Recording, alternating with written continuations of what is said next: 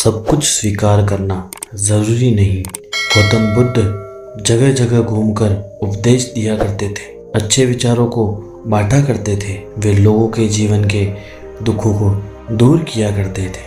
उनकी बातों को सुनकर लोग बहुत खुश हो जाते थे, इसलिए लोग उन्हें बहुत पसंद किया करते थे। लेकिन कुछ ऐसे भी लोग थे जो गौतम बुद्ध से ईर्ष्या करते थे, उन्हें पसंद नहीं करते थे।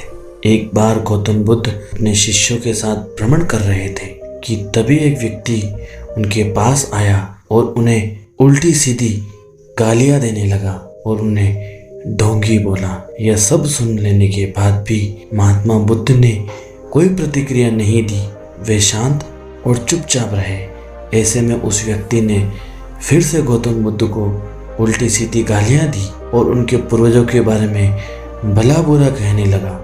लेकिन फिर भी महात्मा बुद्ध ने उसे कोई प्रतिक्रिया नहीं दी और वे शांत रहे। यह सब देखकर उनके शिष्य और आसपास मौजूद लोग अचंभे में थे कि महात्मा बुद्ध उस व्यक्ति को कोई जवाब क्यों नहीं दे रहे हैं। कुछ देर बाद वह व्यक्ति अपने आप ही शांत हो गया और उसके शांत होने के बाद बुद्ध ने कहा, अगर कोई हमें तोहफा देता है तो यह हमारे ऊपर है कि हम उसे लेते हैं या नहीं लेते हैं। अगर हम उसे अपना लेते हैं तो वह हमारे पास आ जाता है, वहीं अगर हम उसे नहीं अपनाते तो वह उस व्यक्ति के पास चला जाता है जिसने वह तोहफा दिया था। उसी प्रकार इस व्यक्ति द्वारा दिया गया अपशब्द स्वीकार करना या ना करना मेरे ऊपर है।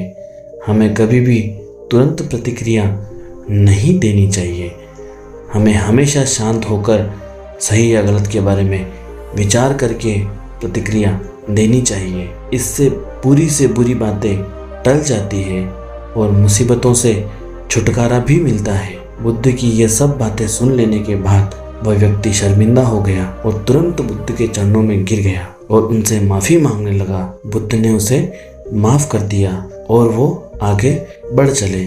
इस कहानी से हमें यह शिक्षा मिलती है कि कुछ भी स्वीकार करना या ना करना हमारे ऊपर है, इसलिए हमें जीवन के लिए अच्छी चीज़ों को स्वीकार करना चाहिए और वहीं ऐसी चीज़ों को अस्वीकार करना चाहिए जो हमारे जीवन के लिए अच्छी नहीं है। इस कहानी से हमें यह भी सीख मिलती है, ज़रूरी नहीं कि दूसरे द्वारा किया गया अपमान सच में आपका अपमान करता हो।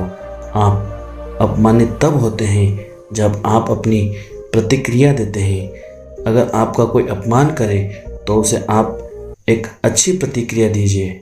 ऐसा करने से आपका अपमान नहीं होगा, लेकिन आप बुरी प्रतिक्रिया देंगे तो इसमें आपका अपमान होगा। तो इसलिए सोच समझकर हमें प्रतिक्रिया देनी चाहिए। मिलते हैं अगली वीडियो में, तब तक के लिए जय हिंद, जय भारत।